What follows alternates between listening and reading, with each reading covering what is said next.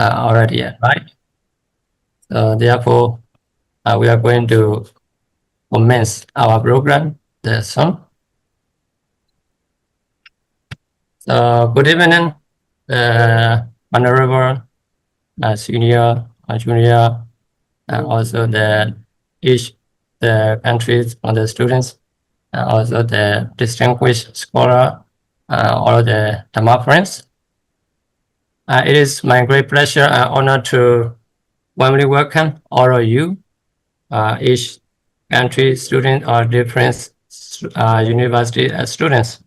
Tonight is the second night of the first week of the Makuta Dhamma Research Methodology course as the annual seminar or the annual research seminar.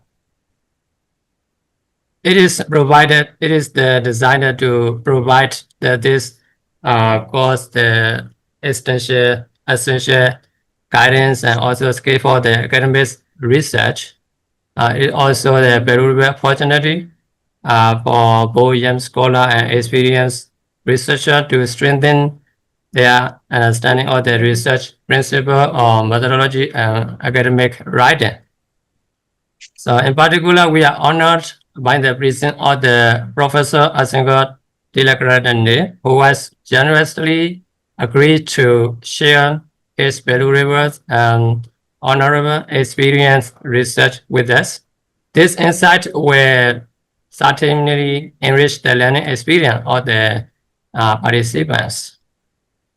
So tonight we have the 5 agendas to commence our program.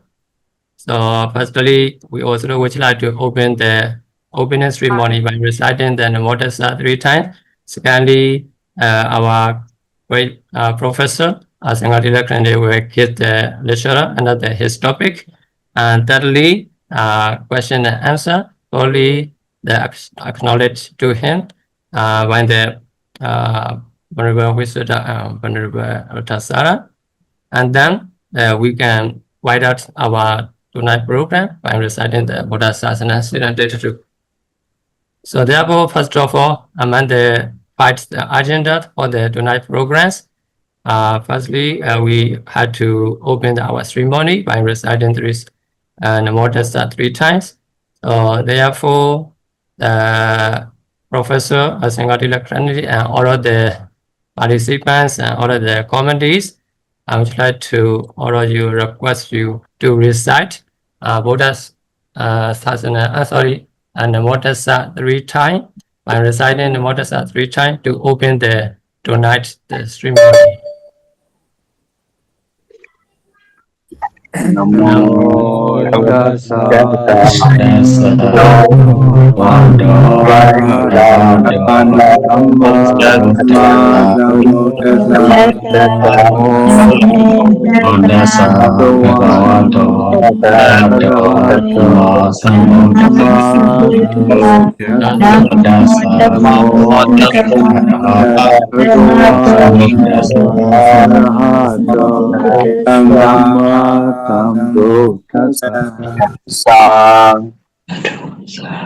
We have finished the opening the ceremony.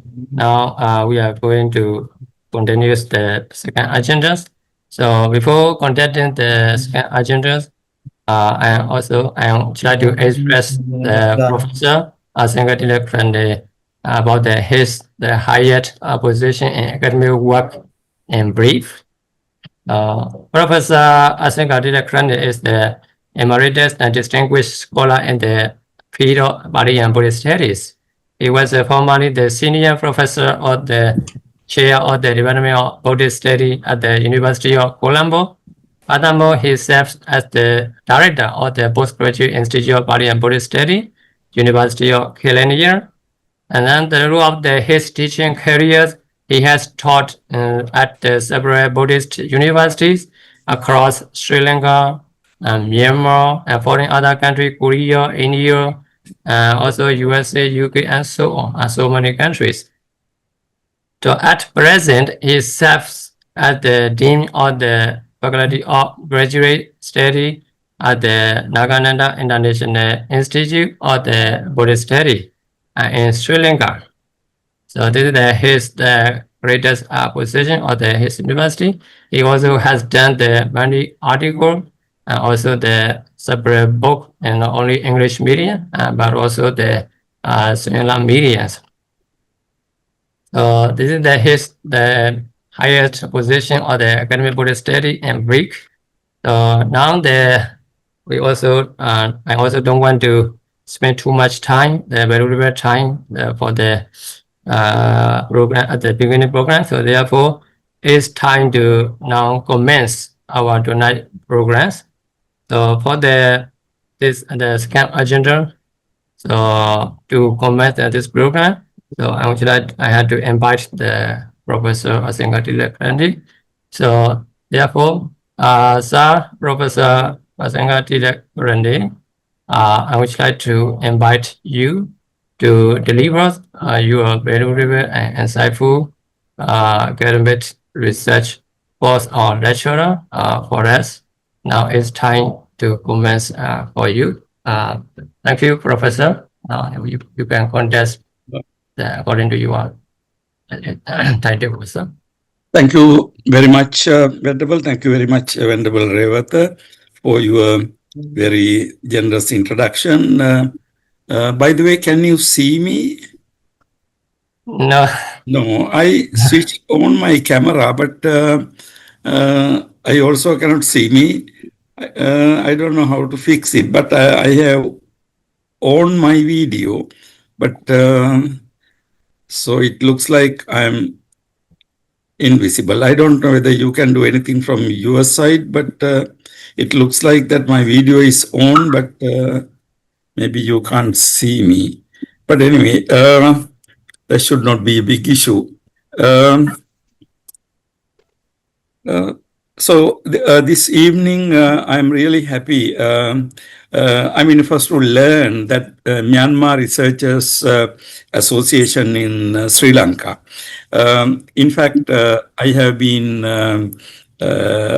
taught in Myanmar also, but for a number of years, I have been associating with Myanmar Buddhist monks and nuns, and also householder scholars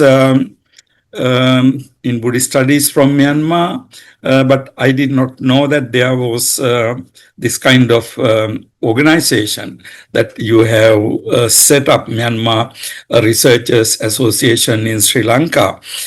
So it is a very welcome thing to know that. And then this is, I understand that 6th annual seminar. So you have been doing it for some time. So I'm really happy to be with you this evening. So very good evening to everybody, venerable monks, ladies and gentlemen, all scholars from Sri Lanka, Myanmar, and many other places. So let me get into the theme. The theme given to me is how Buddhist teachings academically studied in prominent universities such as Oxford, Cambridge, opportunities and challenges. Now, when I read this topic given to me, I feel that I should be an expert to talk about big universities like Oxford and Cambridge and other universities. But my formal association for my own graduate studies and formative academic studies have been Peradeniya University, and before that Anuradhapura Buddha Shravaka Dharmapithaya, and then I did my MA and PhD studies in University of Hawaii, that is United States. So sorry, my first-hand experience in academic systems and how Buddhism is being studied academically in prominent universities So my experience is basically University of Hawaii and some other American universities. However, in 1999-2000, I was in Oxford University for 1 year as a Commonwealth Senior Fellow. So that was my, again, close association with English university system. And then while I was there, I remember a couple of times visiting Cambridge. In fact, for me, the very first curiosity to visit Cambridge was because when I was studying Western philosophy, among other things, I studied Wittgenstein, and then also I was reading about his life and his quarters in Cambridge University. In fact, I just really wanted to go and see his rooms. And so when I finally went in there, they were very kind to me and they conducted me to the room he occupied. However, it was being occupied by some other scholar. But again, he also was very generous. He allowed me to have a peep towards this Wittgenstein room. So then, of course, I took part in one or two workshops and meetings in Cambridge University. Anyhow, this is my acquaintance with these two great universities in England. And of course, I have visited and did some academic work in, other universities in England. So including where Professor Rupert Getting is. Okay, so anyhow, apart from that gossip, when I look at how Buddhist teachings are academically studied in, say, prominent universities, if I may take, now we know that traditionally in Sri Lanka, in Myanmar, and in other traditional Buddhist countries, learning Buddhism has been there all the time because learning the Dhamma is essential part of the practice. Now, if you do not know the Dhamma, you cannot practice it. So as a result, we know that from the very beginning, the idea was Sunatha, Dharetha, and Charatha. So you have to listen to the Dhamma, you have to learn it, and then you have to keep it in mind, and then you have to practice. Okay, so from that perspective, Myanmar, Thailand, Sri Lanka, particularly if we talk about the Theravada and South Asian countries, it has been very much the age-old practice. And it is the same with, of course, Japan, China, and also the Vajrayana Buddhist countries like Tibet. So in the entire Buddhist tradition, learning the Dhamma, learning has been an essential part. However, here in this context, I think we are talking about the modern academic studies of Buddhism. Now, when we say modern academic studies of Buddhism, in fact, idea is that you are studying Buddhism as one other, among many other subjects, as one subject. And then initially, say about several decades ago, we were thinking of what in the scientific field they talk about objectivity. The idea was to study the Buddhism as a subject objectively. Today, of course, among the social scientists themselves, there are different ideas about objectivity, so I don't want to go into those things. But anyhow, the idea was you look at the Dhamma from outside, objectively, and you look at it critically, that sort of thing. And then we know that when we talk about the Theravada studies, we can say properly started from 1881, when Pali Text Society was started in England by Rhys Davids, and texts were translated into English. This admirable process still continues, and then the texts were printed. In fact, it is very interesting to know that some of the Pali texts were, I think, printed in England before they were printed in the traditional Buddhist countries. And also some of these were translated into, of course, into English. You have to do it that in an English-speaking society. But to any language other than Pali also is fairly, in a way, at least for some texts, it has been a new thing.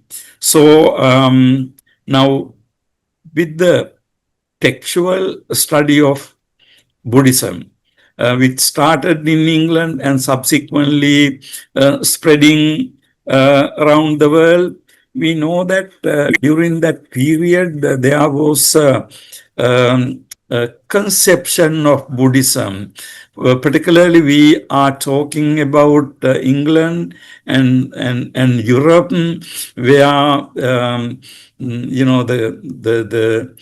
some type of the Enlightenment, the kind of post-Enlightenment period where rationality, logicality, and the rational outlook, these things were in vogue, and also in European society as a result of new developments in human knowledge, such as Charles Darwin, Darwinism, and Karl Marx, Marxism. And, with this kind of developments, on the one hand, in Europe and England, we can see that the concept of God was challenged, and so there was this Enlightenment movement where people were moving more towards empiricism and out of mysticism, out of metaphysics. So we have to understand that particular state of society during that period. So it was kind of very interesting to see that the Buddhism fitted into the picture of a rational religion. So it didn't have God, it didn't have soul. Kalama Sutta was popular. So people were, it's kind of, it fitted into the picture of, rational religion. Religion without belief in soul. Religion without belief in God.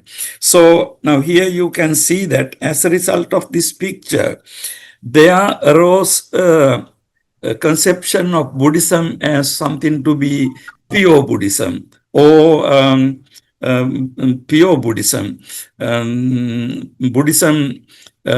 Buddhism, Buddhism with pristine purity. And along with this attitude, they also viewed whatever the suttas and the commentaries that were dealing with heavens, hells, and all sorts of that type of things. People thought that they were kind of fancy things added to the system later. What I'm trying to tell you is, this whole conception of early Buddhism. traditional Buddhist countries, we know that we didn't have a concept called early Buddhism. Even today, our traditional Buddhist scholarship doesn't recognize. The idea was that you read the Tripitaka, you read the Sutta, and then you look at Buddha Ghosha or Dhammapala to understand. So that was taken for granted. So there was no distinction between commentary and so that was the situation. Traditional Buddhist countries, however, the idea was that there was an early Buddhism.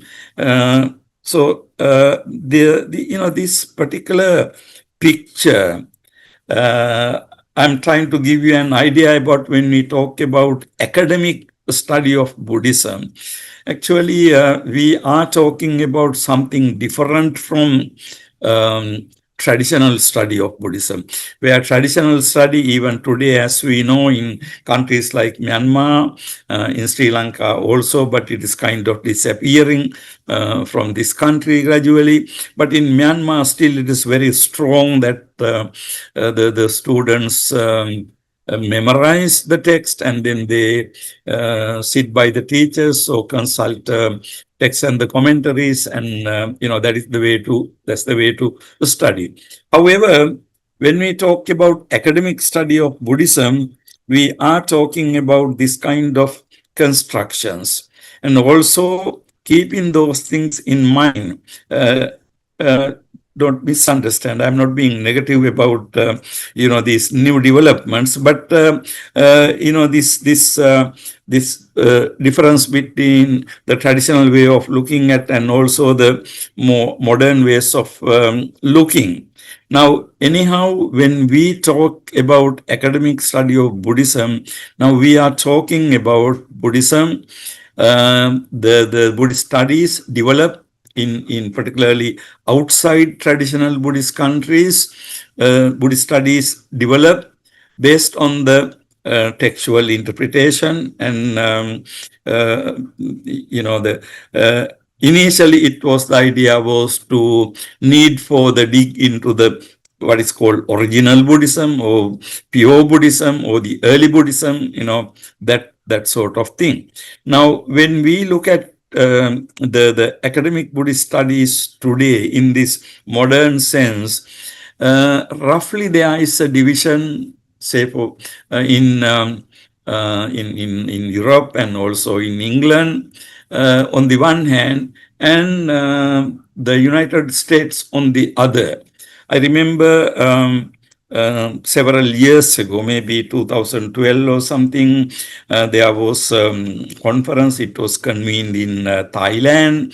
The conference on the status of Buddhist studies all over the world. So there were scholars from virtually all the major Buddhist studies countries, including traditional countries like Sri Lanka.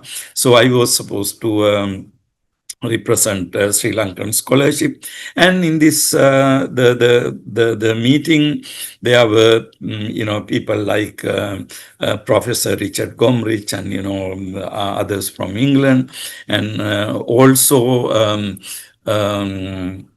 gosh, I don't remember the name, but some leading professors from United States. And then I remember in this meeting there was actually a debate at some point, even to the extent of becoming bitter, about the how to do the Buddhist studies.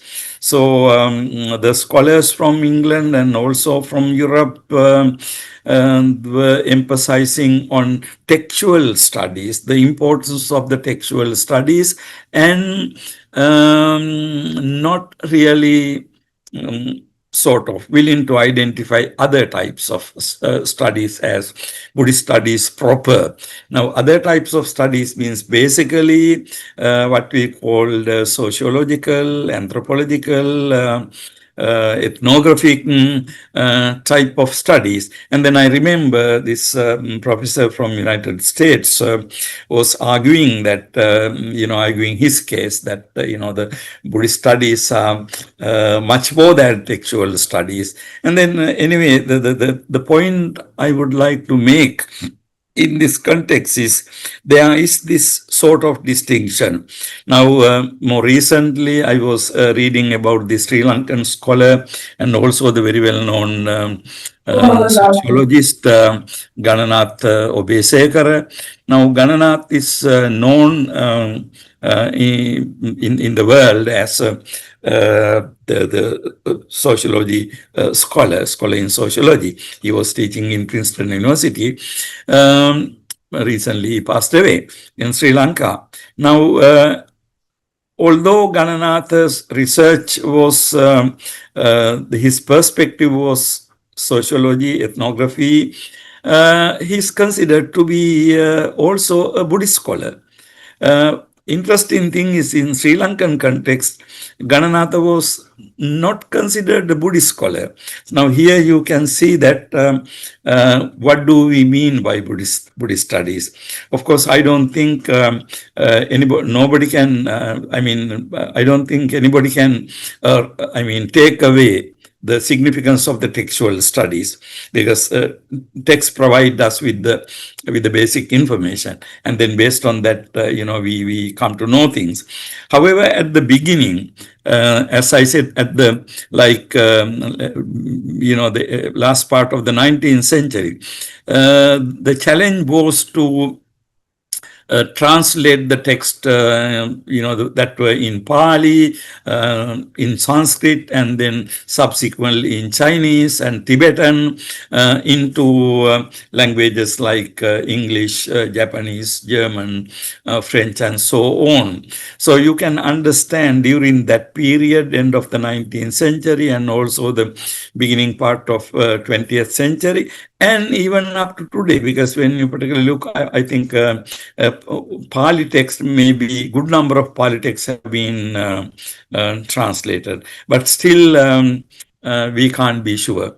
And also the translation may need, the more refined translation. So there is no end to it. But relatively, I would say that Pali text, entire Tripitaka, but again, not all the commentaries, only very few commentaries have been translated into English.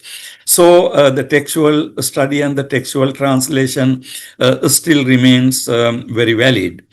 However, when we look at the Buddhism, in the textual study type Buddhism, we are thinking about Buddhist study deriving from the text, from the books.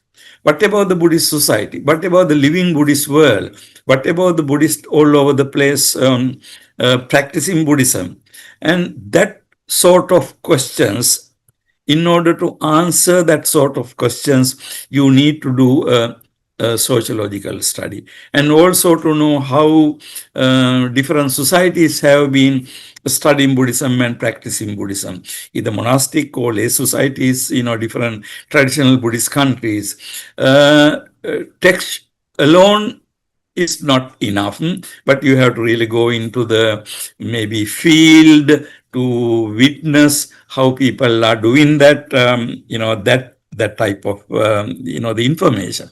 So therefore, there is, in a way, we can say still there is some kind of uneasy connection between, those scholars who are studying textual things and, who are doing sociological studies. But luckily, also we see that now the scholars do the textual studies, and maybe they read the text and try to reconstruct the text, and then try to interpret the text. And then when it come to the interpretation and the study, of course they are doing conceptual and doctrinal studies. So it is not merely constructing a text from number of palm leaf manuscripts. Maybe that age is past. Still there may be new discoveries, but today what I see is more positively textual studies are being done also along with conceptual and philosophical studies and also historical studies. So not only the textual study, but also you go beyond that text and to see the what is portrayed, the history or the society, and also the philosophical ideas. So in other words, we really don't need to think that these two fields are two completely different fields to alien to each other. As I tried to say at the a while ago, I don't think the significance of textual studies can be replaced by anything. You need to do textual studies. However, having done textual studies, maybe you need to go beyond it.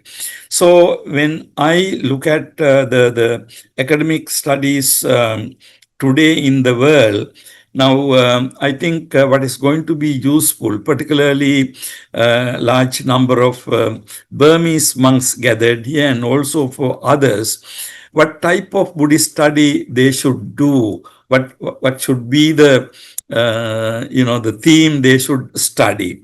Now, of course, academic Buddhist studies have been around for almost about now, more than 100 years.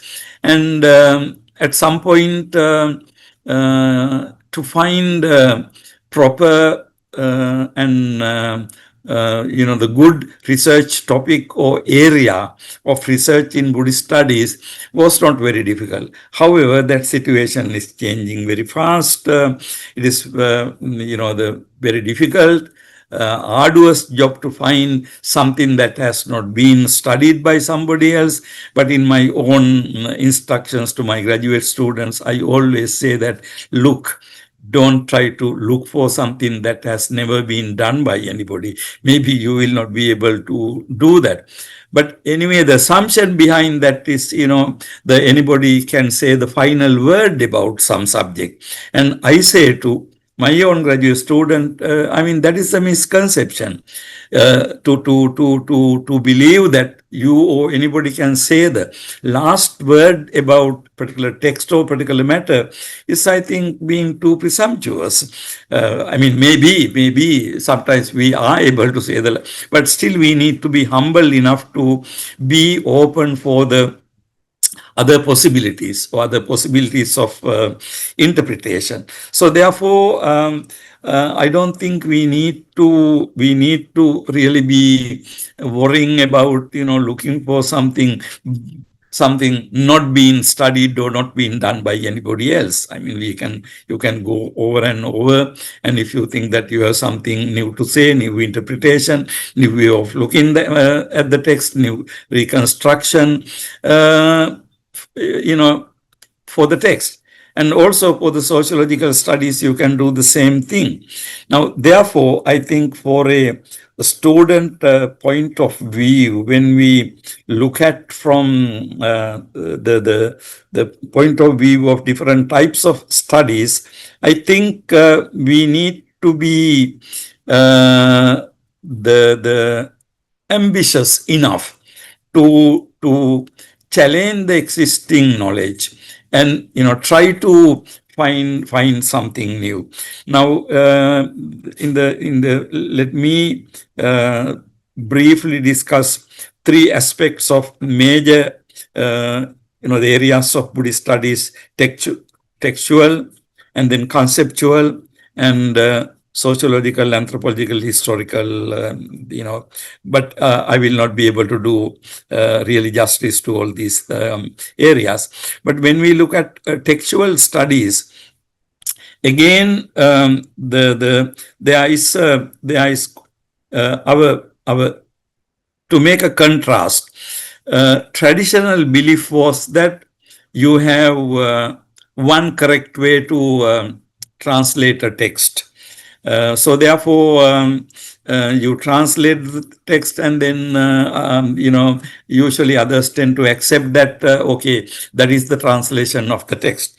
Now personally it happened to me. I remember when I retranslated Nagarjuna's Mula Madhyamika Karika into Sinhala, we already had one Sinhala translation done by a very venerable monk who was professor at the beginning stage of Vidyalankara University, today University of Kelaniya, and he was highly revered, respected Buddhist monk, scholar. So somebody asked from me, why do you have to retranslate it? Because already there is a translation. Then of course I had to explain why I had to do. I thought I should do the translation again. And now we know that if we take Nagarjuna's Mula Madhyamika Karika alone, I don't know how many translations in English have been done. I don't know how many translations in French and German or Italian language. But I know that in English language, there are a number of translations, and Kenneth Inada translated, and then before that Frederick Strang translated. I think then came Kenneth Inada translated, and then Kalupana translated, and then I think Chris anyway, another. So one or two translations based on the Tibetan text. Now, how can this be? Now, if Nagarjuna said something, and then if we know the Sanskrit grammar and the text very well, and then there should be one way to understand, one right way to understand the text, then how come there are several translations? Now, this is something very, very academically interesting question. Now, here, when I say this, today, particularly in the postmodernist type thinking, we think that any text is open for any number of interpretations. Now, there are the word text being used in a very wide, the wide sense, not only include the written text, but even a picture or work of art, anything can be a text. And then you can read. The idea is that you can read it the way you like. It is up to you to interpret it, now this idea is, quite popular. So texts are, not bound. Readers are not bound by the person who created that work, and then you can't go into the brain of the person, who wrote the book, who painted the painting. So, it's a hopeless thing. So you forget about that, and then you try to interpret it. So this is the kind of modern view. But interesting thing is, I think when we come to a subject like Buddhist philosophy, now particularly, as I said at the very beginning, practitioner learns the Dhamma in order to practice, hoping to achieve Magga Phala, right? This is basically what it is. So therefore, it's understood that there is only one right way to understand it. What the Buddha meant by this particular sutta, we need to understand it. So that shows that, there is always a limit to our translation. But this has been not a new problem. In a sense, the problem has been there from the very beginning. Even during the time of the Buddha, we know that there are many discourses where Buddha was trying to correct the wrong views. You remember the Bhikkhu Sati's case when he held that Vijnanam Sandhavati Sansarati Ananyam. He thought that is the Vijnana consciousness that goes around without change. Buddha was kind of, he was asking, where did I say this? Have I ever said this to you? So you can see that. Sorry, it was a a gross misunderstanding of the word of the Buddha. So the problem was there from the very beginning, and then we have commentaries. We think Buddha Ghosha, voice of the Buddha, Buddha Ghosha to be the voice of the Buddha. So, we traditionally, we did not suspect, we just went to the Buddha Ghosha and read it and understood the word of the Buddha according to Buddha Ghosha. But if you look at Buddha Ghosha himself, you can see that in addition to his commentarial annotations, he would use words like kechi, apare, and things like that. Purana. Now, what does this mean? Even for Buddha Ghosha, he has to refer to sometime kechi, sometime apare, sometime Purana. Now, this shows that even Buddha Ghosha was not sure. Even there were, the commentary. Now, what I'm trying to tell you is textual translation, textual study, and textual interpretation is a very, very challenging thing. But at the same time, now I gave you the case of Nagarjuna. Now, Nagarjuna's philosophy has been read from many different perspectives. Now, for Frederick Streng to translate it one point of view, Venerable monk who translated in Sri Lanka, for the first time, he thought that the Nagarjuna is, proper 100% Mahayanist, so then his translation came from that perception. And when Kalupahana translated, Kalupahana thought that no, Nagarjuna was restating what the Buddha said.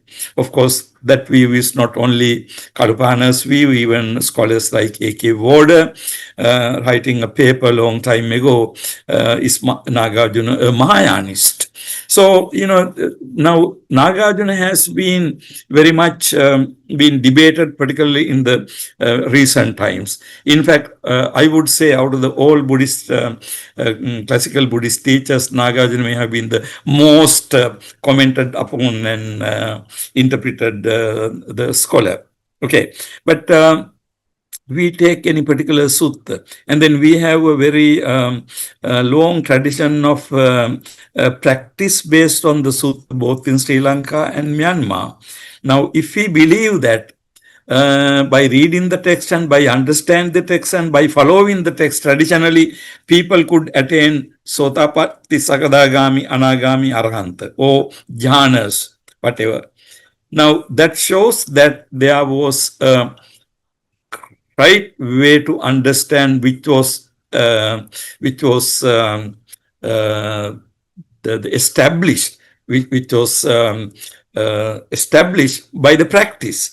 So otherwise, we cannot have a story of practice for Buddhism. We do have a story of practice, and also we do have a story of modern day practice, particularly meditation, Myanmar meditation tradition, Mahasi Sayadaw, and many other meditation teachers, and then it coming to Yuba Kim, and then Goen Kaji, and it's a long meditation tradition, and there are many other meditation teachers also. Now we know that there is a right way to understand the text, and then we need to see what that right way is. So textual interpretation is an open thing. So I think right now the translations we have, for example, Bhikkhu Bodhi's translation. Before that, we have early PTS translations like Rhys Davids and, I.B. Horner and, scholars like that. And today we have new translations. Again, you can see that the translation is an interpretation. You are translating means you are also interpreting. However, if you can go along with the grammar and also along with the style and the language and the linguistic tradition, I think still if you can translate and interpret the text, there is a room for that. Now, for example, when the scholars translated Nagarjuna, several scholars, I think all of those scholars were basically accepting the validity of the Sanskrit grammar and the grammatical rules and following those, the rules, honoring these rules they were trying to. But the interesting thing is, even going by according to the grammatical rules, still there is room for different translations. Anyhow, nobody can give the last word or something, but what I'm trying to tell you is today, even up to today, the textual translation, textual interpretation, and textual study is a very strong thing. I said that lots of the Pali texts have been, studied and translated. However, that doesn't mean that in a country like Myanmar, there are, not the Tripitaka, but there are many other Pali texts still to be translated and collected and restored. And Fragile Palm Leaf Project was, executed by, I think Peter Skilling in Thailand, and they discovered, the large, the huge amount of text. So therefore, even within Pali tradition, and particularly even within Theravada tradition, there is quite a lot of room. And apart from that, particularly when I think about the Myanmar Buddhist scholars, Buddhist monks, I know that they are quite good in Pali. However, there is a less tendency for the Myanmar Buddhist scholars to go to Sanskrit and then go to Tibetan and go to classical Chinese. Actually, I think we need to, even we are from traditional Buddhist countries, we do have Pali, but we need to go into, maybe not everybody can do that, but need to go into Tibetan language and then particularly classical Chinese text. We know today, as I said at the beginning, the concept of early Buddhism, early last century, early Buddhism meant, by the early Buddhism, what was meant was Pali text. However, with the arrival of Chinese Agama, Taisho edition coming and becoming widespread, the concept of early Buddhism really underwent change. So, concept of early Buddhism is no longer Pali, only Pali text. The Pali Tripitaka text. Even in the Tripitaka, some texts are considered to be a little later. So, therefore, the concept of early Buddhism itself has undergone change. Sorry. And the scholars, like there are many scholars, more recent, like scholars like Analeo, and there are many others who have done comparative studies between Chinese Agama and the Nikaya. I remember I worked with Professor Kalupana. Kalupana used to look at Chinese text, and particularly when I remember when he, the translated and studied Nagarjuna's Mulamadhyamika Karika, and I remember in his book, he says that Kachayana Gotta Sutta is found in both, not only in Pali tradition, but also in Agama tradition, kind of establishing that Kachayana Sutta belongs to a very early period of Tripitaka. So like that, I think it is time for scholars from traditional Buddhist countries go into Tibetan studies, classical Chinese studies, and other type of studies. And I remember sometime people talk about Theravada studies or Buddhist studies in general, that we are very kind of self-satisfied and we think that we don't need to go into anything else. And so if we think that, okay, in Pali text we have everything, maybe if our goal is purely religious, maybe then it makes sense. But if we are also academics, and if we want to investigate things, and if we want to widen our, the sphere of knowledge, I think it is time for us to go into the particularly Tibetan and the classical Chinese. And also I remember Kalupahana saying at some point that Tibetan is really a Buddhist language. Maybe what he meant is like, they use us, I'm not sure. I mean, I'm just repeating what he said. Maybe, like the self-referential terms are less in Tibetan language or something like that. But anyhow, I think we need to go into those aspects. And okay, from textual, let me go very briefly into what I consider to be conceptual studies. Again, conceptual studies are very, very interesting and very important. Now, when we look at conceptual studies, again, in the modern academic setup, we know that some of the very interesting and important textual studies have been done. Now, I have here with me The Buddhist Path to Awakening by Rupert Getting. Now, Rupert Getting, this is his PhD dissertation. It was first published in 1992. And if you are really looking at, the conceptual Dharma study based on the text, of course, Rupert is a very good Pali scholar. And then if you take a text like the Buddhist Path to Awakening, you can see that how only within the Buddhist tradition, how you can do a deep study. I mean, Rupert's is not a comparative study. What I did for my PhD is a comparative study, but Rupert is not. So, I mean, something like that. And then also I have Selfless Mind by Peter Harvey. This again, English scholar. And then also I remember Selfless Person by, I think, Steve Collins. These are some of the very good examples of textual studies. However, another piece of gossip is when Steve Collins started teaching in United States. He published this, very Nirvana and other Buddhist felicities. And I remember one time discussing this book with, I think, with Professor Lars Cousins. And Lars Cousins observed that if you take Steve Collins' Selfless Persons, which is interpretative, but of course highly based on the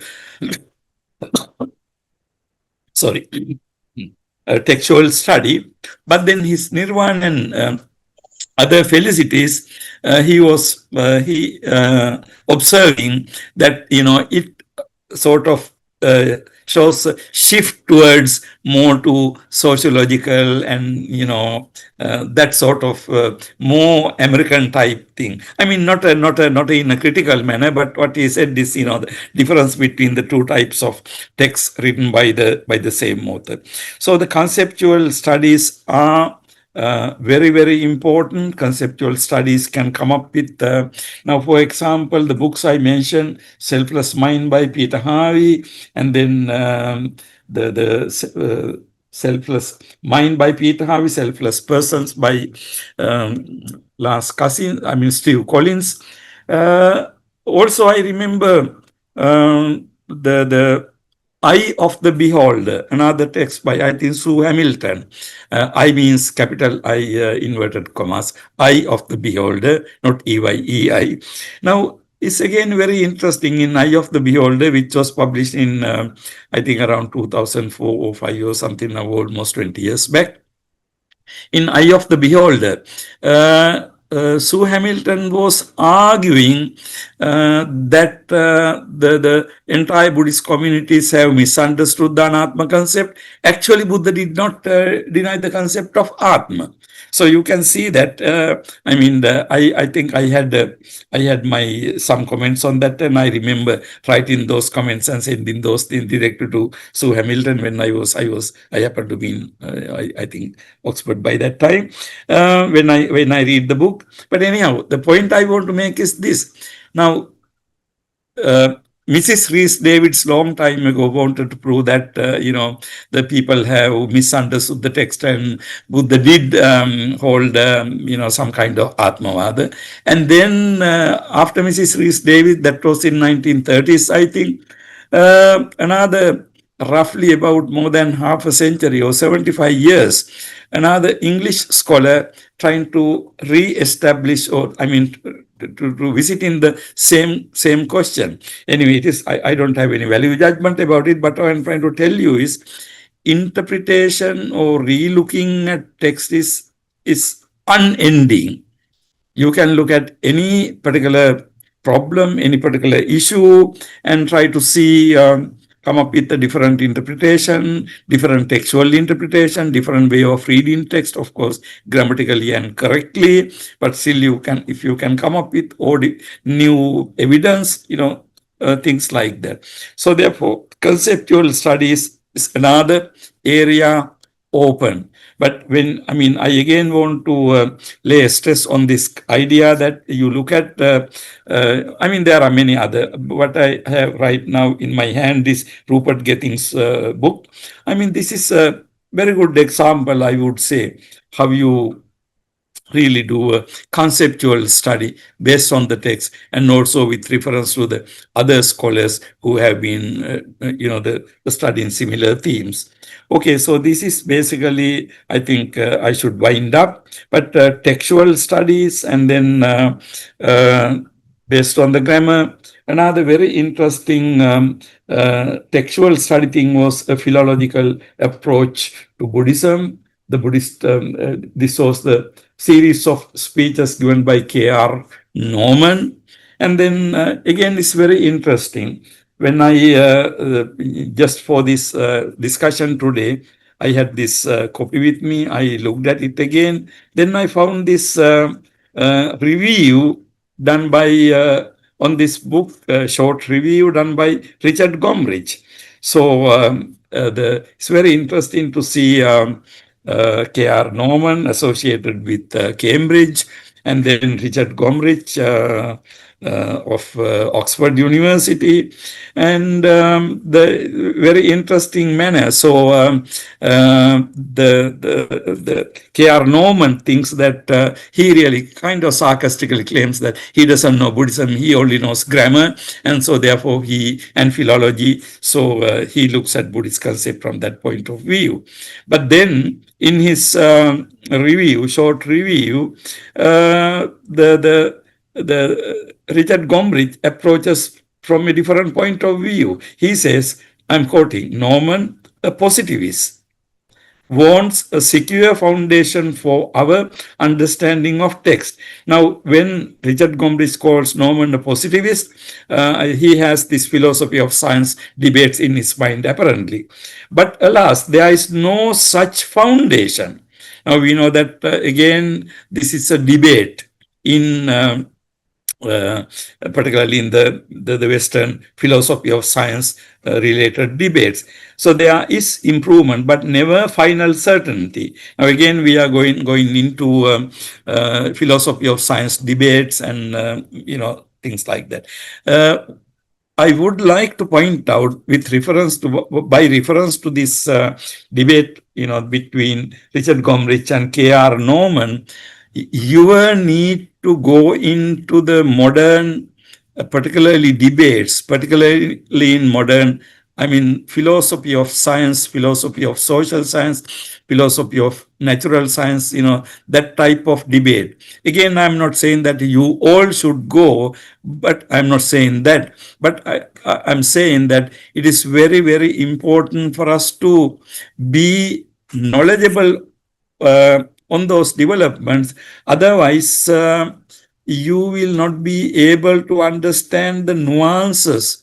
Now, for example, if you were to read Richard Gombrich's this very short review of K.R. Norman's philological approach, I think without that type of background, it will be even difficult to understand. In other words, what I'm trying to build up is amidst all our textual, interpretational, conceptual studies, we also need to go into the broader methodological discussions and the knowledge, because not only we are using a particular method, but we should be able to justify that particular method we are using. So which is a very important thing. Now, you could say that, why should we, spend time or waste time, as you see, on the methodology? No, in fact, methodology,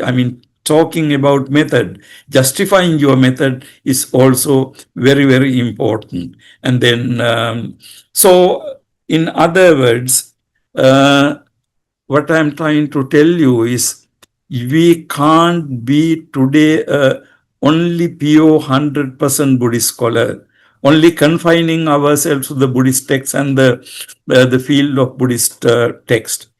Even to make more meaningful the Buddhist textual tradition and the philosophy, we need to be aware of the methodological debates and what is going on, how people look at.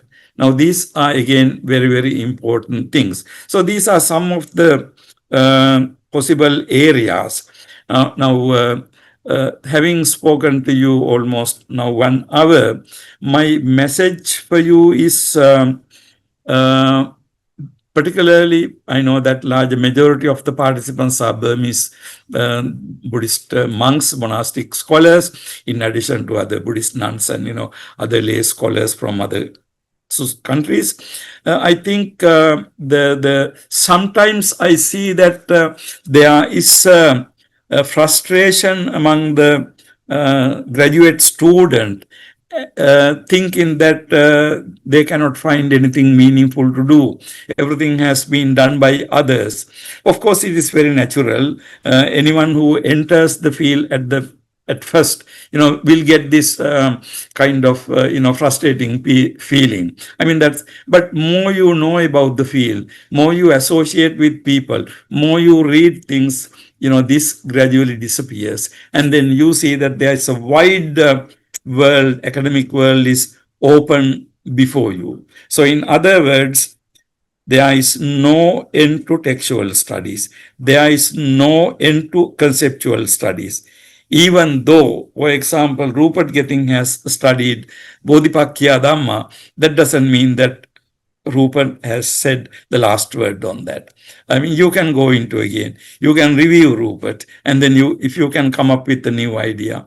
So there is no end to any of these types of things. And sociological, anthropological, historical studies, I don't have time to go into, but very elementary suggestion I want to make is sometime the students come with proposals, saying that how this is in Burmese society, how Sila is practiced in Burmese society, and things like that. The moment you bring in the social aspect, of course, you can go to Visuddhimagga and you can study how Sila is being understood. But if you want to look at how Burmese people do that, it can be Sila, it can be merit making, or it can be anything. But then that requires for you to go into Burmese society, talk to people, observe people, try to collect material and so on. One of the very early the study on Burmese religious tradition, Michael Spiro's, the celebrated book on Burmese society, but that was in 1960s. He did this research in early 60s and 50s. However, now we are talking about 75 years after. So there should be so much to do if you think about sociological, anthropological, ethnographical studies. And again, you need to be aware of the methodological, the constraints and also methodological principles governing these areas of study. Now, my last point would be, if you look at in the Buddhist studies, Theravada, Vajrayana, Chinese, and so on, it is with sadness I notice that sometimes Theravada studies are not represented, particularly Theravada Buddhist scholars from traditional countries. One time I remember several years ago, Professor Richard Gombrich told me that I used to go to this International Association of Buddhist Studies conference, but lately I could not go. And then Professor Richard Gombrich told me about couple of years ago that there was the International Association of Buddhist Studies conference, and there had been some 600 of panels of different aspects of Buddhist studies, and he said that there was no one single one on Theravada study. Now, this is not a good thing. So therefore, I think for the students, particularly the research student like you and the scholars gathered in this forum, I think there is a lot of space for us to take Buddhist studies, particularly Theravada studies, to the other, juxtapose it with the other Buddhist studies, and also take it into the world. Now, finally, why do we have to take the Buddhist studies into the world? Because the Buddha taught this Dhamma out of compassion for the welfare of and the good of the society. I think that goal is the universal goal to be cherished by all those people, I mean, by us who try to follow the teaching of the Buddha. So there is much hope and reason for Buddhist studies to be continued. Okay, so I think I will wind up from that, opening this session for any questions you have. Thank you very much again for listening to me.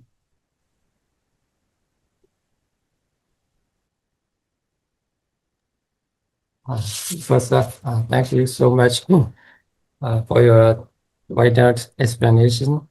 Another many topic of the our Buddhist teachings academically being studied in the Prominence University. So you also mainly based on Burmese tradition and also the textual study, and you wider explained about the conceptual study, comparative study, and sociological study, and historical study, and finally you also find out the methodological principle, also importantly. So we also learned from you too much about the wider explanation and wider study based on Buddhist subject. So based on textual study, we also have to learn how to extend so many subjects. So I also learned from you. This is my summarizing. So Professor, it is now time to that agenda. We are going to do the, according to that agenda, we are going to do the question and answer time. So, so therefore, before going to answering, so I will try to invite all the participants who want to ask any question regarding our professor tonight's explanation. So if you are not clear, and also further any question, so you also can ask. Now it's time to ask from you. It's also a great chance because we are difficult to meet our professor at the research methodological time. So therefore, we should not miss this great chance to ask the question to our professor Asanga Tilakaratne. So I all warmly invite you to ask the question. So if you have questions, firstly, please raise your hands. I will invite the one by one and orally. After that, our dear professor will answer one by one. So therefore, be respectfully, please consider and also raise the question. I will invite one by one. So first of all, if they have any questions, they can also write it in the chat box also, and also if you can, they can directly ask it from orally, whatever. And let me give a very brief answer to a question I get in the chat box. It says, I'm a new MPhil student, PGI PBS with an MBA from Euro University. his teaching in English. For my MPhil research, I want to connect my business background with Buddhist teachings. My idea is to develop a framework for sustainable business success based on the Vyagapajja Sutta and the Sigalovada Sutta. Okay, it's interesting. I want to say two things. One thing is very often, of course, it is a good thing you make use of your own background to do some new study. So this particular person who is asking the question coming from business, but what I see is very many occasions, if you come from medicine, people always think that they should do something medicine and Buddhism. If you come from law, they think that they should do something Buddhism and law. And in the same manner, so the person who is coming from business thinking that, I mean, in a way, I can see that, okay, you are making use of your own strength to, to be in a good, better position and then try to study Buddhism. So from that perspective, it is not bad at all. But at the same time, I want to say that simply because, I'm coming from some background, and also I see that some vague resemblances in the discourses, I don't think we can do a substantial research. Now, for example, if you want to talk about the sustainable business model or something, and also Buddhism. Now, of course, we know that Buddha did not have a concept of sustainable development or that type of economics. But even though the term is new, we can see whether really Buddha's teaching can be interpreted in that manner. In order to do that, the most challenging thing is, according to my understanding, you really need to go beyond the superficial seeming similarities and go into the very deep philosophical background of, what is the modern sustainable development as a critique of what does it come? What are the shortcomings it tries to address? And then you go the bottom of it. And then you get some substantial basis to study Buddhism. So therefore, I'm not economist, so I don't know anything about that. But what I'm trying to say to you is try to go deep into the philosophical or conceptual basis of modern economics and also the concept of sustainable development, how it is being practiced, at least in some areas, and then try to see whether Buddha has anything meaningful to say on that. Okay, thank you. Anything else, Venerable?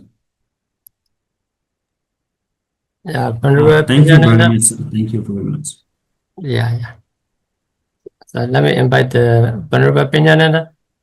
If you are ready, you can ask our professor. Okay, there is another question. Reverend's question is, can you explain about Mara in Theravada Buddhism? You think Mara evil one? Again, Venerable, I wish I had time, but you have to arrange a separate session for this because, to talk about Mara, just in a couple of minutes is, so I will leave that question. But of course, you know what Buddha Ghosha says, and the different types of Maras and all that. But what does it really mean? I think if I give a quick answer, I may be giving a wrong impression about my own understanding. So I will skip that question. Then another question is, you think, to what extent does the Western academic study of Buddhism reshape or reinterpret traditional understanding of Buddhist doctrine and practice? Actually, this is an important question. Now, when we talk about the practice of Buddhism, to my knowledge, actually the traditional practice of Buddhism, practice in the Theravada Buddhist countries, or for that matter, Mahayana or Vajrayana countries, I don't think it has been challenged by the modern scholarship. Now, modern scholarships looks critically. And as I said, also it tries to see objectively. But today, if we are looking at from a point of view of participant, not merely observer, but you are an observing person, but at the same time you take part, then, I mean, for me, I have not seen any substantial, any criticism coming, but people usually try to, they are happy with the practice. Now, for example, if you take modern application of mindfulness meditation, satipatthana, now today it is being used by many, so many number of people, organizations, psychiatrics, and, all types of business people and all that, this meditation is being used. However, there is a question whether they are using it for right purposes or right mind. However, the basic practice remain the same. Now, we have to understand that today in the average, in the society, people are not trying to attain nirvana through mindfulness meditation. They try to gain some kind of mundane, day-to-day help from that. And I think it doesn't go against the word of the Buddha, because Satipatthana is also for soka pariddavanang samatikkamaya, dukkha domanassanang attangamaya. So if we think that Satipatthana can help us in our dukkha domanassa and things like that, I don't think it is a bad thing. But today what we see is people try to patent it, and people try to do all types of things. Sometimes, I mean, that aspect is the one we need to be very careful. So basically, if you take the modern interpretation of the Buddhism, particularly in the mainstream traditions, I mean, the scholarship, I don't see, I mean, I'm subject to correction, but I referred to Sue Hamilton's work on Eye of the Beholder. Now she is trying to say that all Buddhists have got it wrong and there is Atmavadi in Buddhism.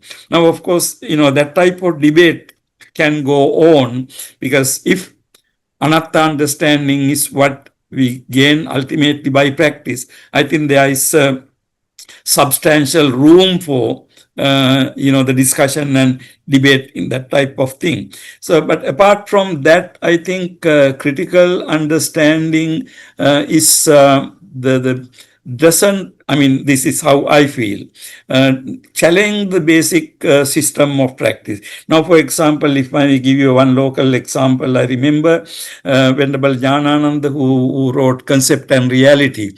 He gives interpretation to the concept papancha. Now, papancha sanya sanka samudaya charanti. Now, for papancha, commentary says tanha mana ditti sankhata papancha.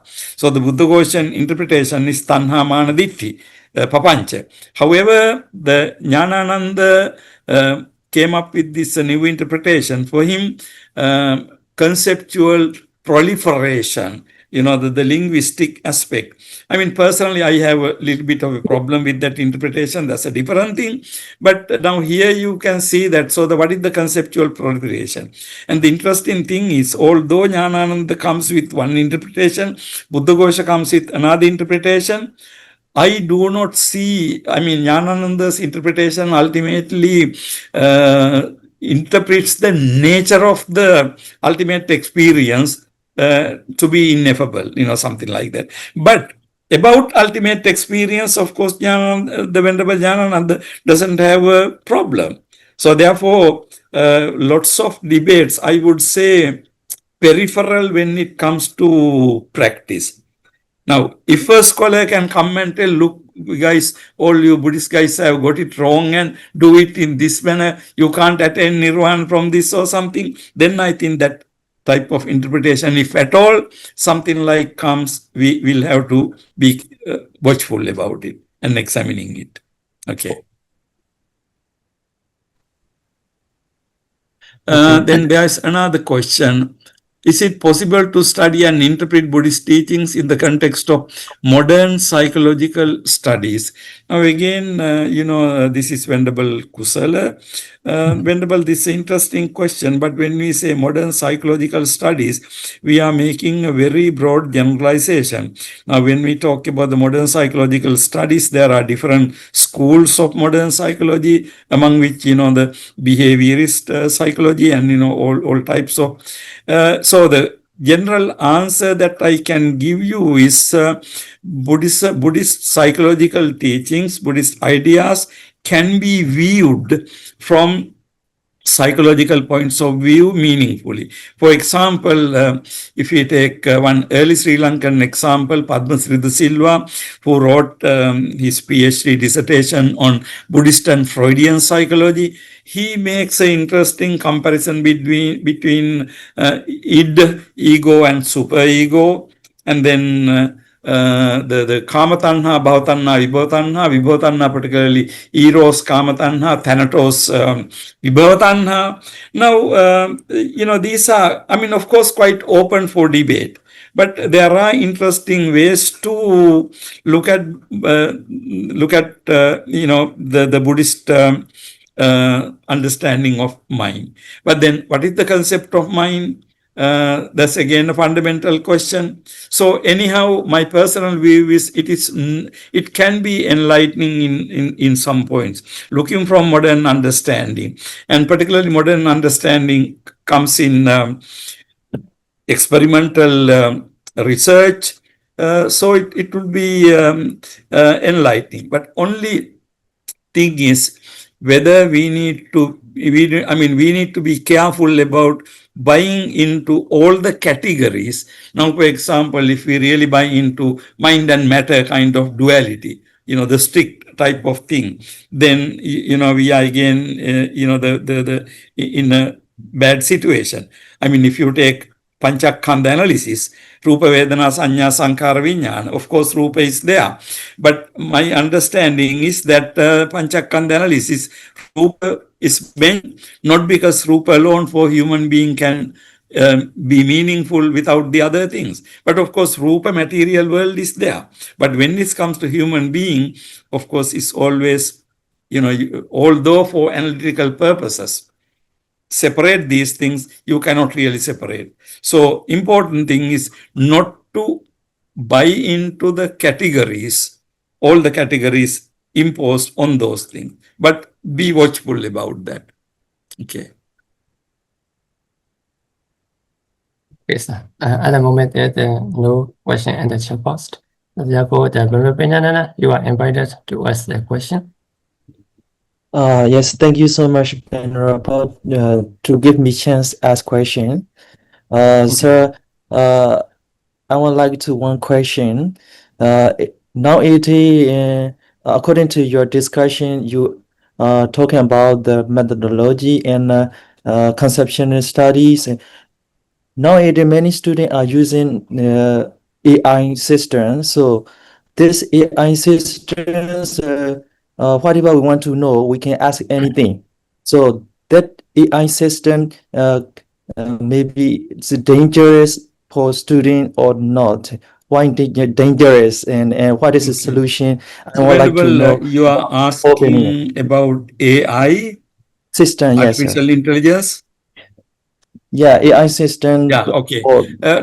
Thank you very much. It is a very timely, good question. Now, actually, my first reaction would be AI can be a very useful instrument for us to use in studies and, many other things. However, when it comes to academic studies, now, when I look at AI, now the stage before AI was I go to internet and then I type something I want and then I get the information I want, but then I have to sort the information out and then I have to sift it and then I have to use the information. However, with AI, you just pronounce the topic you want to study and AI would give you a whole lots of the information connected to that particular subject virtually. It's like AI is, doing your homework. Now, Venerable, this can be useful in many areas. However, when it comes to Dhamma, study of the Dhamma, now my argument is, I don't think it serves the purpose. It is self-defeating, because ultimately we need to understand the Dhamma. So that you study, and then you study the Dhamma, and then you try to produce a research paper or your term paper or dissertation or whatever from AI. But then the issue is whether you really understood what you are presenting in your name. Now, if you did not understand it, then whole issue is, what is your intellectual ownership of this? Are you the owner of this knowledge? Now, Venerable, we talk about in Buddhism, Sutame Panya, Chintame Panya, Bhavaname Panya. Sutame Panya is the basis. Without Sutame Panya for you, you can't do Chintame Panya. Without Chintame, you can't have Bhavaname Panya. Now, the problem is, if you are completely dependent on AI type external thing, then that knowledge is not really your knowledge.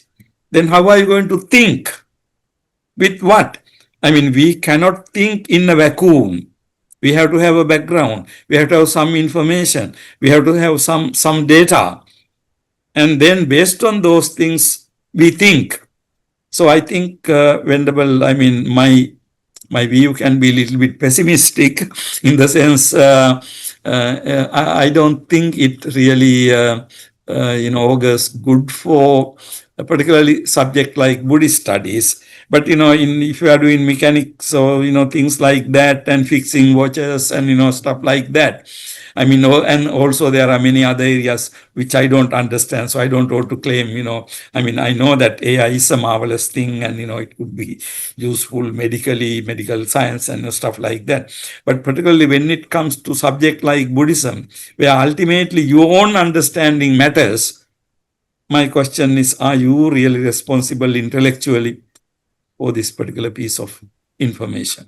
Okay. Okay, thank you so much, sir. Thank you. Okay, thank you. Thank you very much, Professor, for the clear explanation about the AI regarding the banana question. So kindly, I'd like to get the chance to Barbara Ona City, if you are ready. So now it's time for you to ask. Thank you so much for giving me to ask question. So if time allow, I would like to ask two questions. So the first question is related to the concept of Buddha. So I would like to ask from two different perspectives. Firstly, in the Theravada Buddhism locate the Buddha a human being. But on the other hand, Mahayana Buddhism locate the Buddha superhuman being, beyond human. But when we look at the early Pali Nikaya, not only Pali Nikaya, but also Agama, we can see that the Buddha belonged to both characteristics, not only human characteristics, but also superhuman characteristics. So my question is, why Theravada, Mahayana locate the Buddha differently? This is my question, sir. This is my first question. Okay. Thank you, sir. Okay, thank you. Venerable, that requires fairly extensive answer based on history of Buddhism in two different traditions. Now, the one way to understand why Theravada is, the holding conception of Buddha as a human being, basically we have to understand it in the historical sense. Theravada, Pali, and also, as you said, classical Chinese Agama, the suttas report stage of Buddhism that's very close to the life of the Buddha, time of the Buddha, where Buddha was perceived to be a human being. However, the good indicator is even within the Theravada tradition, even within the this earliest available tradition, if I may put it that way, earliest tradition, we can see that gradually Buddha is being made to a superhuman being and also to a deity. Now, for example, in the Mahaparinibbana Sutta, Buddha says to Ananda, my body is so weak, it is like an old bullock cart, the running with difficulty. Jajjara sakatang vyakayati. Now, commentator Buddha Ghosha, when he is trying to comment on this, he says that although Buddha said to Ananda that his body is like this, he says that Buddha had only one wrinkle on his back. And even that wrinkle was seen only by Ananda, because Ananda was, the attending to Buddha's massaging or washing the Buddha's body or whatever. I mean, he was very close to the Buddha. So it is only Ananda saw that, and there was no any other sign of old age to the Buddha. Now, Venerable, we know that, this is a very different concept, because for the Buddha, if Buddhism is human nature, according to Buddhism is correct, Buddha being a human being, he is subject to Jati, Jara, Vyadi, all these things. But his marana is not called marana, because the death is not death in the conventional sense for an arahant. Because what death means to ordinary human being like us is not for the arahant, for the Buddha being an arahant. So therefore, but on the other hand, all the physical things are there. So therefore, what happened is, this how Buddha was turned into a supernatural being has to be understood as a phenomenon that took place with the passing of time, where people wanted their religious teacher to be a superhuman, high person, transcending the world. Now, if you look at, the good section in the Patisambhida Magga, in the Lokuttara Katha, there Patisambhida Magga gives an interpretation to Lokuttara. It's very interesting. The entire interpretation is that Lokuttara is something that goes beyond the ordinary worldly nature, not transcendental in the regular sense we are talking about God or anything like that. So therefore, you can see that the very concept of Lokuttara was used in the earlier tradition. Buddha is like the living like a lotus beyond the corrupt world, something like that. However, subsequently, so therefore, I think in order to understand how Buddha became such a being has to be understood with reference to the particular histories. Now, ultimately, of course, in Japanese society, Buddha became almost a savior god, and then living forever in Sukhavati Vyuha, and then living until the last human being dies. So the infinity. Now, if you look at really logically argue that the very concept that last human being, end of the world, will be meaningless. Who is the last human being? What is the end of the world? So which means that, in other words, we are saying that Buddha is eternal.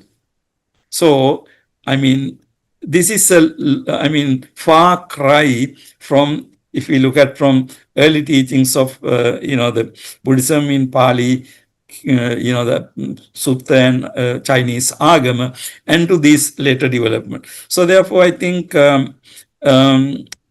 what people needed was, in religion, the help, support, protection. Now, this is why theistic religions are very popular in the world. Now, you can see that at a certain point of time, Buddhists also being very ordinary people, they invented whole pantheon of God who can help you. But then in some cases, like in Japanese, I think Shin Buddhism, where Buddha was made virtually God, everlasting and savior God. So anyway, this is a very long story. made short. So in summary, my answer would be we need to look at it from historical point of view as the responding to or result of ordinary human nature needing protection and needing somebody who takes your responsibility.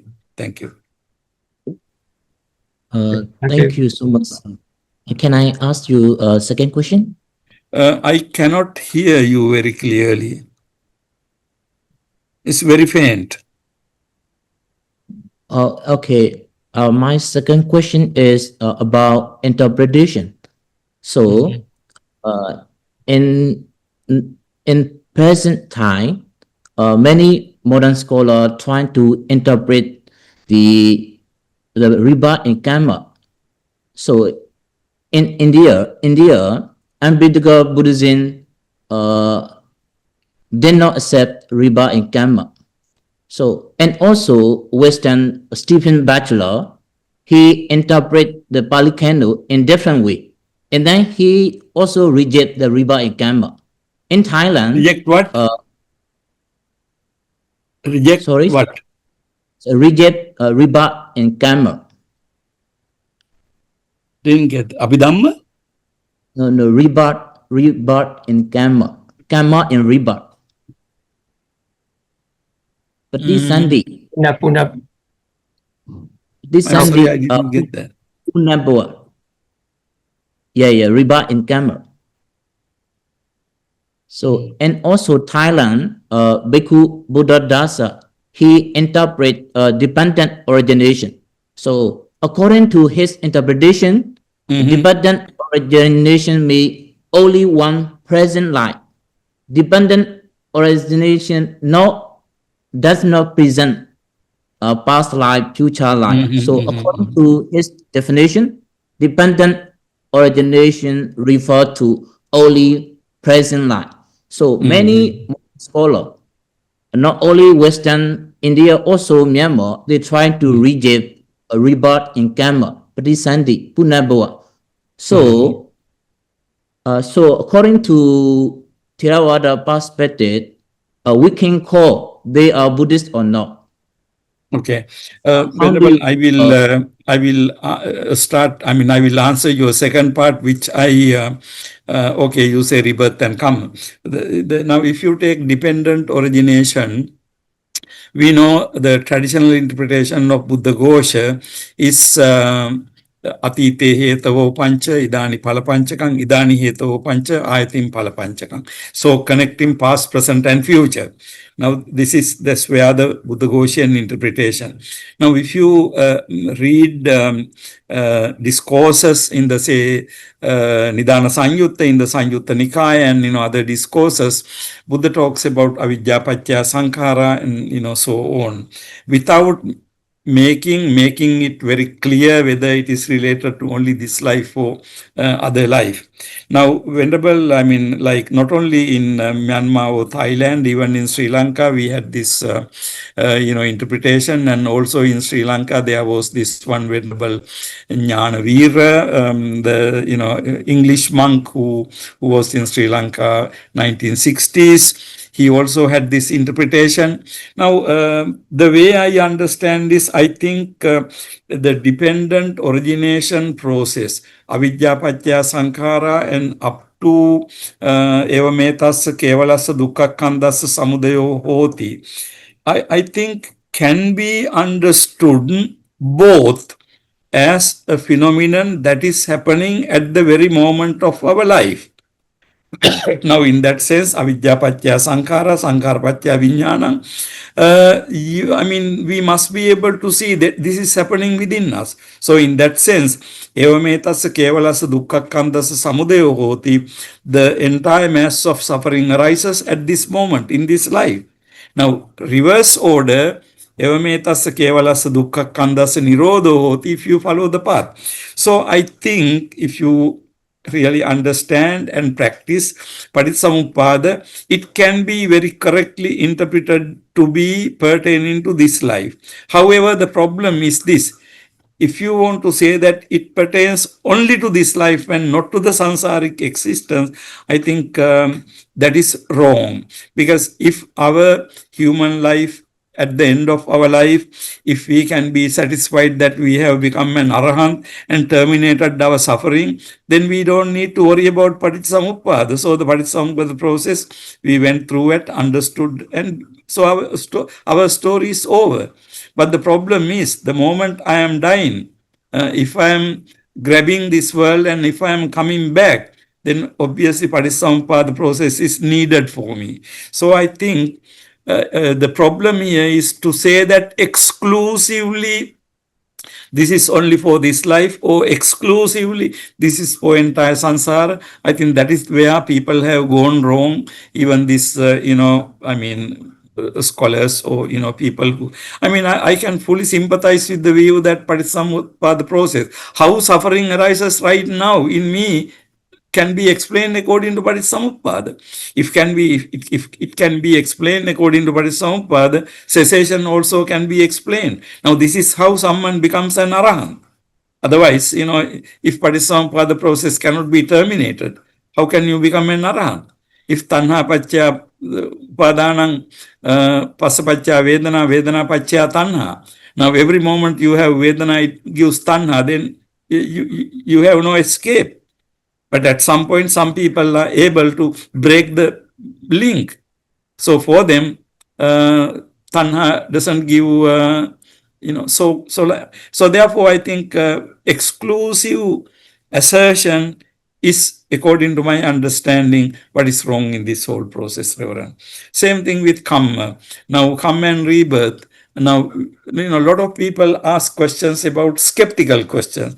Now, it's very interesting. Even during the time of the Buddha addressed the skeptical people. For example, many people read Kalama Sutta, only the first part of Kalama Sutta. But read the entire Kalama Sutta. Ultimately, Buddha addresses this question. And also, I think, Veludwara or something, the way I put it.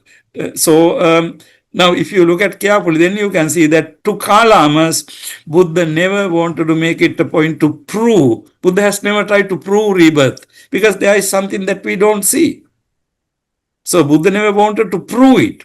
But of course, for the larger majority of the people, it was enough that the Buddha said, and also it was enough that their life experience. So, they accepted it. But there were people like Kalamas who were skeptical. But then Buddha's point was, whether you accept rebirth or not, do the good thing. So Buddha went to the practical side. Buddha never wanted to theoretically establish that no, you really have to accept that you have rebirth. We have to understand this. So Buddha really, when Buddha was talking to people who did not believe in karma and rebirth, Buddha did not try. Buddha did not waste his time to prove it to those people. Because anyway, we have to understand, the moment we believe rebirth, we are believing in something beyond our experience. Of course, logically, you can think that you will be born again. But also, we have a lot of empirical stories and evidence today. But leave aside those things. Simply, now what the Buddha did was, in two very good occasions, Kalamas and the other things, I think Veludwara, I don't remember, in the Majjhima Nikaya, you have this. Buddha said that whether there is rebirth or not, don't do bad things, do good things, and then you will win both worlds. If there is a rebirth and the other world, if you do good, then you will win that world also. So I think that is what we need to take here. Thank you. Thank you, Professor. And now the last reason, Venerable Nanachara. So Venerable Nanachara, you are invited to ask the question. Thank you so much. Thank you so much, Professor, for your sharing deep knowledge about the Buddhist scholarship. I truly appreciate it. It's clear that the field is going through the many changes these days, as mentioned earlier, including the technology. So I would really love to hear your thoughts on that. In your view, what are some of the main directions of Buddhist studies is moving in today? So the reason I ask is course, I've noted that the recent scholarly works of the Bhikkhu bodies and Bhikkhu Nali also seem something new, and and it feels like that may be the part of the larger trend, sir. So, what is your view on that? Let me make sure that I got your question correct. So, what you want to know is this rational type of interpretation of Buddhism. Where would it lead to? Or is that? Yeah, I mean, the generally the trends, like in what are the some of the main directions of the Buddhist studies is moving in today's in the Okay. futures. Yeah. Okay, Venerable, yeah, that's an interesting question, and also, I mean, we need to reflect on that, and I cannot give a kind of yes and no type answer, but your question I would understand in the context of modern world we are living in, the direction it goes, whether a philosophy like Buddhism, I mean, has any room for any kind of meaningful existence or any kind of meaningful message to the world. Now, I think, Venerable, it's hard to summarize, but for example, now if we look at the world today, now just let me give you one example where now I am talking to you over online, and then due to some camera problem you don't even see me. I do see you, you look good, so and but you don't see me. Now, Venerable, we are still talking and communicating, but the world today is, I mean, representing something like this. We are physically not with people, we are virtually with people and talking. But for me personally, to be physically with people is very meaningful thing. Now, if I had the occasion to give this discussion amidst all of you, I think my vibrations, my thoughts, my feeling, my experience would be completely different. Now, another 5 minutes or something, I switch off my computer and I'm gone. You are also gone. But in other words, we didn't have actually human relations. Now, maybe somebody want to say, look, Asanga, you are very old-fashioned, this is the world. But no, I think ultimately human world becomes meaningful so long as we have human relations, human touch and anything. Now, whatever that, the takes it from us, then you are just existing by yourself. I mean, why do you exist at all? Like, I mean, I can be a university teacher, I give all my talks in online, never see a student, know nothing. But then why do I exist actually? I mean, if I am not existing in a context, of course, we create our own context. If the context is not good, I create. So, Venerable, I see this from a very existentialist point of view. Like what happens today is like sometimes I see youngsters, girls and boys, in your age, they walk on the road in their, the telephone or that gadget in their this thing, and whether they are really actually talking to somebody or not, we don't know. But by doing that, they make a statement. That statement is, I don't care about what happens to others. I just, by myself, I don't care about what happens on the road. I don't care about who are there on the road. It's me and my this thing. But Venerable, that perspective is very scary. So therefore, I don't know, I'm answering to you, but the modern, the world we are witnessing becoming more and more individualistic, private. Ultimately, we are affirming Atma in the Buddhist language. Now, if you don't affirm Atma, of course, then there is a generality and, there's a reason looking at Buddha perfected paramitas, not for himself, and, all these things. I think the way we are moving to this individualism is, again, touches a very fundamental insight in Buddhism, namely Anatmavada. So I think we need to look at it carefully. I mean, That's what I have to say, but I don't know whether I really answered you. Yes, almost. Thank you so much, Professor. Okay, wonderful. Okay, thank you. Surely we should talk sometime. Okay. Okay, Professor. Thank you I so think, much. Venerable, we should wind up by now. Yes, Professor. So Okay. according to our agenda, now the question and answer time finished. And therefore, according to our agenda 4, we have to express our gratitude to our esteemed speaker or the professor. And therefore, to express our heartfelt gratitude, I would like to invite our senior, Dr. Wisuda. Please gratitude to our professor on behalf of our participant and organizer. Hello. Hello. Can you hear me? Yes, Honorable. We can hear. Can you hear me? Yeah, we can hear. Venerable Visuddha, Yeah. Yes. good to see you. I haven't seen you. I haven't seen your face. Yeah. I hope you see me.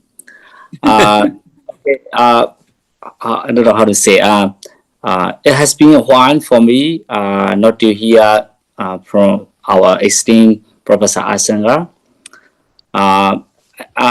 We have the gratefulness to our Professor Asanga, especially me, because I was a student of him for almost 8 years. I spent 8 years when I did my PhD in Sri Lanka, so I have a very special memory with him. Before I give a words of thanks to him, one takeaway good message to us, I would like to remind all of my fellow junior students. I also, this is my apology to Professor Asanga. I couldn't fulfill his wish. He always encouraged us not just to study Pali. He always encouraged us to study Sanskrit and Tibetan and classical Chinese, so that we can make more conversation when we contribute our knowledge in Buddhist study and research. This is a reminder for us, especially for our now young generations of Burmese students. Thank you again, Professor Asanga, for reminding us to broaden our knowledge of not only in the Pali study but also in the classical Chinese and Tibetan and Sanskrit. And okay, now let me thank Professor Asanga for his always readiness, generosity to share his knowledge to our Burmese monks and Burmese community. When I was in Sri Lanka, whenever we have a seminar or a small or big event in Makura Ramadambe, whenever we invited Professor Asanga, he was always ready and generous to come to Makura Rama to contribute his knowledge. And also when we invite Professor Asanga to come to Myanmar, he is always ready and generous to come to Myanmar to contribute his knowledge. And we can see his bond or his desire to make Burmese students expert in the area of Buddhist study. So for for all these, contribution for many years, on behalf of Burmese community, on behalf of the Burmese monk, we always thank Professor Asanga. We always wish Professor Asanga has a good health and his long life. Thank you so much. Thank you very much, Venerable Visuddha. It's very good to see you. You seem to be expanding, right? Thank you very much, Venerable. Very good to see you. Kindly give my regards to Sayada Waggi. Yes, sir. Yes, we talk a lot about you, sir. I'm very grateful to Venerable Visuddha for your expression gratitude to our esteemed speaker, Professor Asanga. So, furthermore, let me invite the Venerable Dr. Ratasara to express your gratitude to our Professor Asanga on behalf of our participants. Okay. Oh. Can you? Hello. PhD scholars, great to see you. Okay, thank you, Venerable. Thank you so much for your giving me this opportunity. So, I am Venerable Ratasara. So, I didn't expect that I will mention thing about these things, but very lately I discussed with this research committee. So they have already said that Venerable Visuddha will talk about the Prof. Asanga, so that's fine. But I feel like one of his students, so also I am very right to talk about it a little bit.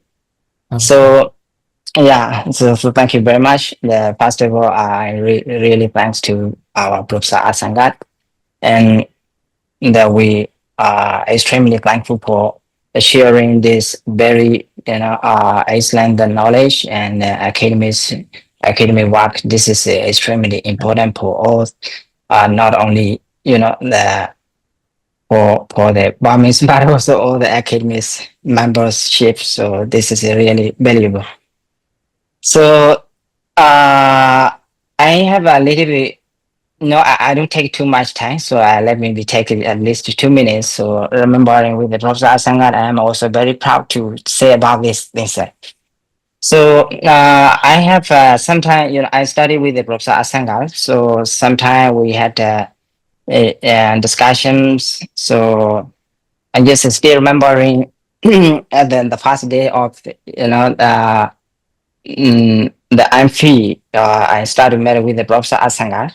And he make me appointments to come to Colombo University, and I went there to meet with the Professor Asanga. So this is very much the past time. I had a lot of Sakya City, and I was forgetting who am I because then I met with him, and I just talk about what I'm going to do, and he is also very warmly welcome to student. And I show Professor, yeah, this is my proposal, so that is I'm going to write. So he just directly, read the whole entire passage of my proposal.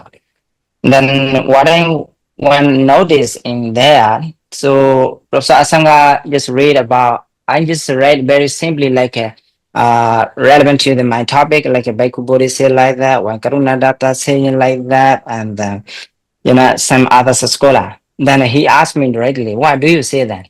So I remember today what he's saying, what he encouraging to the students. So that make us the more, remind us to investigate on the academic field, academic field. So this is very, very good for us. Also, we see a lot of things as in the way how we approach of. And at the same time, yesterday also, we all noticed Venerable Asbo Searo Dhamma also mentioned about the Professor Asanga, especially reviewing his PhD thesis, and he is also recommend all the students should read about the Professor Asanga the PhD thesis dissertation. So Venerable Dhammasami also mentioned and recommend how this book is approaching the combining with the Western and Eastern country. So at the same time, Professor Asanga is not only belong to the Western philosophy but also the Eastern philosophy. So this is very gratitude to us today. He came to sharing with us.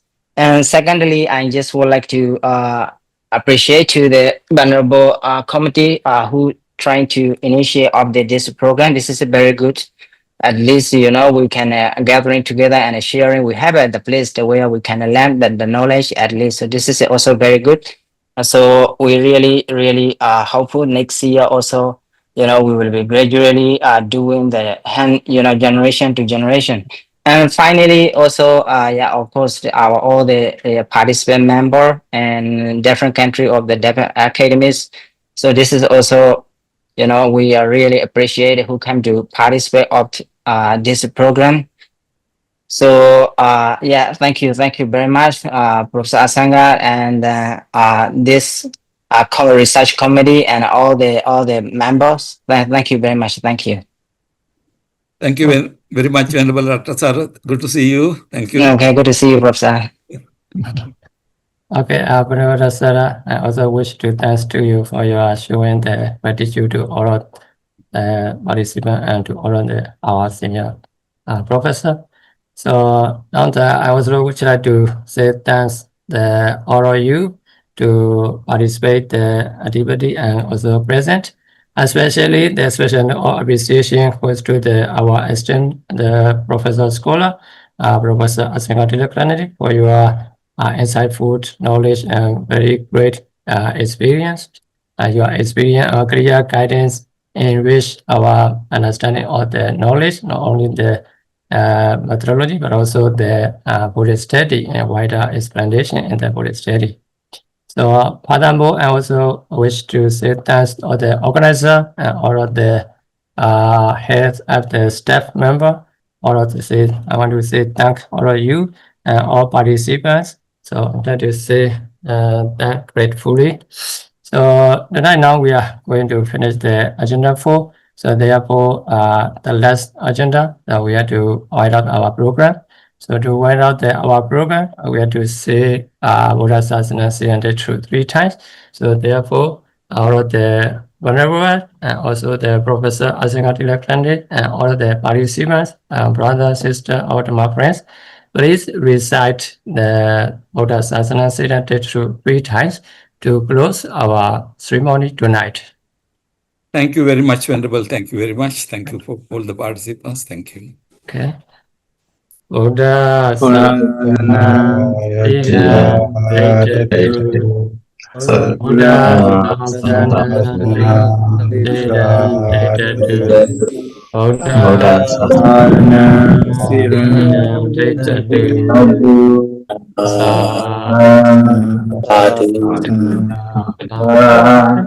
Everyone.